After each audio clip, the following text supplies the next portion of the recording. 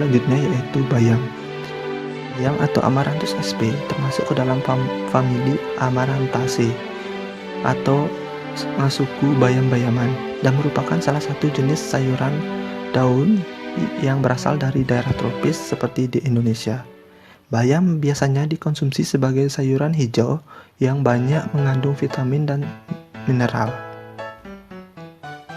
Di Indonesia terdapat 3 jenis bayam yaitu Amaranthus tricolor, Amaranthus dubius, dan Amaranthus cruentus. Amaranthus tricolor merupakan bayam cabut yang banyak diusahakan oleh para petani. Batangnya berwarna merah dan ada pula yang berwarna hijau keputih-putihan. Sedangkan Amaranthus dubius merupakan bayam betik yang pertumbuhannya lebih tegak, berdaun agak lebar, warna daun hijau tua, dan ada pula yang berwarna kemerah-merahan, biasanya dipelihara di halaman rumah. Kemudian yang terakhir yaitu Amaranthus cruentus merupakan jenis bayam yang dapat ditanam secara bayam cabut ataupun bayam betik.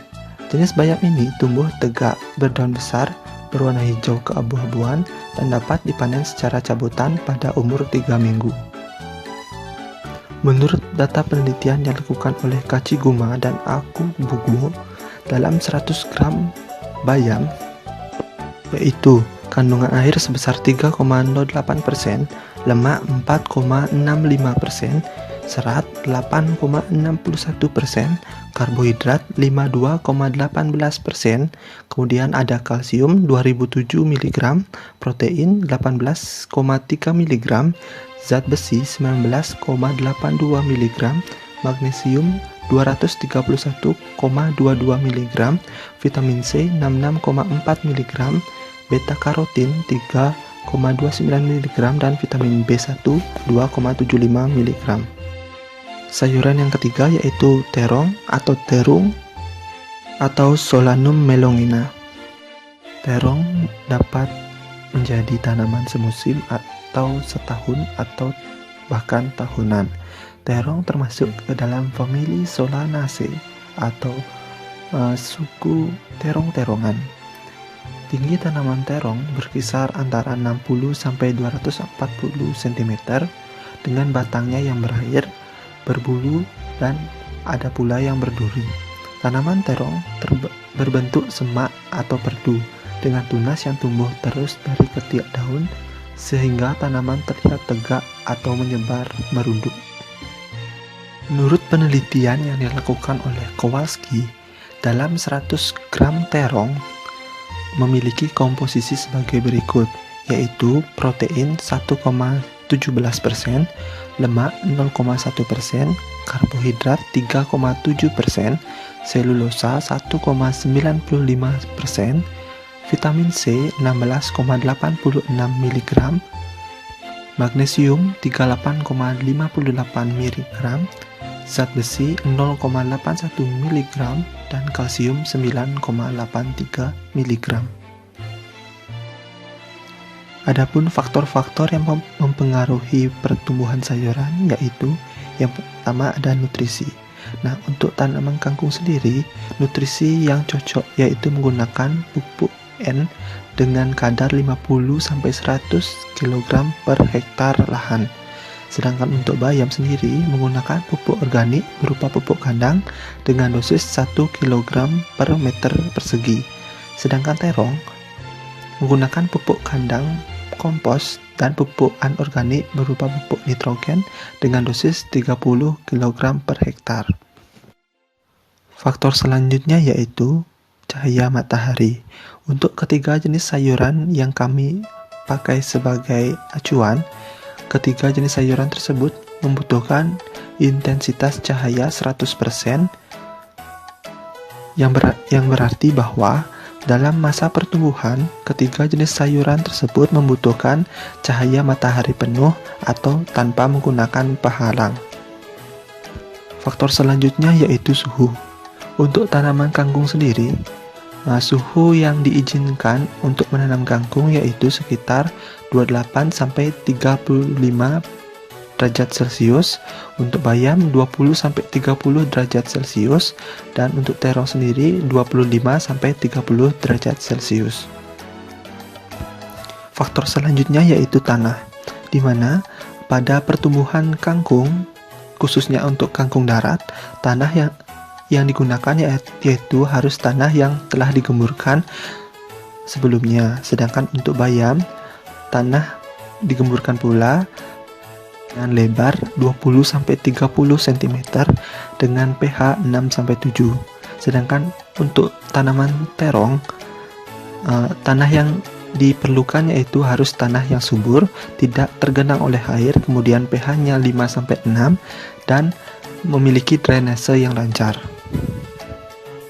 Faktor selanjutnya yaitu gen, di mana gen yang dimaksud di sini adalah varietas-varietas sayuran yang tumbuh subur di Indonesia. Untuk kangkung sendiri, varietas yang disarankan yaitu varietas sutra dan varietas lokal, seperti varietas lokal dari Subang.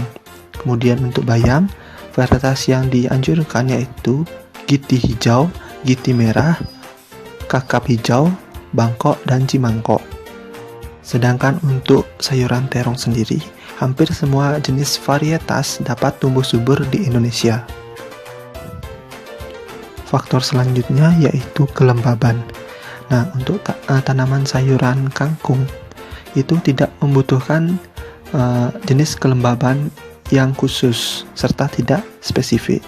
Kemudian untuk bayam, kelembaban yang dianjurkan yaitu di atas 60%, sedangkan terong sendiri itu tidak membutuhkan kadar kelembaban yang khusus.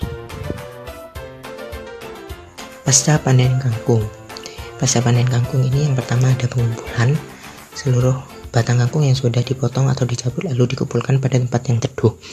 Ada pembersihan dan pencucian. Tujuannya ini untuk menghilangkan materi-materi kasar seperti batu dan lain-lain. Yang ketiga itu ada penirisan. Itu ditiriskan menggunakan rak-rak penirisan. Yang keempat itu ada penyortiran dan grading. Kumpulan kangkung terpilih tersebut dipisahkan antara batang dengan daun yang utuh dan hijau daun. Yang kelima itu ada penyimpanan. Jadi kangkung dimasukkan ke dalam wadah dan disimpan dalam ruangan dengan suhu 1 sampai dengan 4 derajat Celcius. Yang keenam itu ada pengemasan dan pengangkutan. Itu kangkung diikat menjadi ikatan-ikatan dengan berat 100 gram. Ikatan kangkung siap diangkut menuju pasar dengan menggunakan alat angkut yang tersedia di pelaku usaha. Setelah itu ada pasca panen bayam. Yang pertama itu pembersihan. Daun-daun bayam yang habis dipanen dibersihkan dengan cara dicuci di bawah air yang mengalir untuk menghilangkan tanah atau hama yang masih menempel. Yang kedua itu ada sortasi. Jadi tidak semua bayam yang telah dipanen layak dipasarkan. Pemilahan atau sortasi untuk memisahkan bayam yang baik dan segar dengan bayam yang rusak akibat hama atau termakan ulat. Yang ketiga itu ada pengemasan. Itu daun-daunnya dikemas. Daun-daun bayam itu dikemas dalam ikatan-ikatan baik menggunakan tali bambu, plastik, isolasi. Yang keempat itu ada penyimpanan. Bayam itu disimpan pada suhu 20-25 derajat Celcius.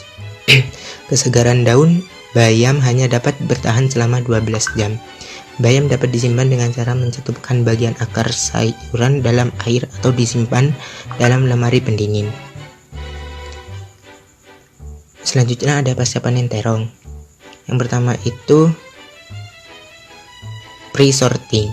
Pre-sorting biasanya dilakukan untuk mengeliminasi produk yang terdapat bagian yang busuk dan lainnya sebelum pendinginan atau penanganan berikutnya. Terus ada penyucian dan pembersihan. Pembersihan dapat dilakukan dengan sikat halus atau melakukan pada semprotan udara. Ada waxing. Dilakukan untuk mengganti lilin alami, buah yang hilang karena operasi pencucian dan pembersihan, dan dapat membantu mengurangi kehilangan air serta membantu memberikan proteksi dari serangan mikroorganisme pembusuk. Yang keempat itu ada pengemasan. Penggunaan polyethylene aktif untuk pengemasan sayuran. Sekian pemaparan materi dari kelompok 1. Mohon maaf apabila terjadi kesalahan-kesalahan yang disengaja maupun tidak disengaja oleh kelompok kami. Sekian dan terima kasih. Wassalamualaikum warahmatullahi wabarakatuh.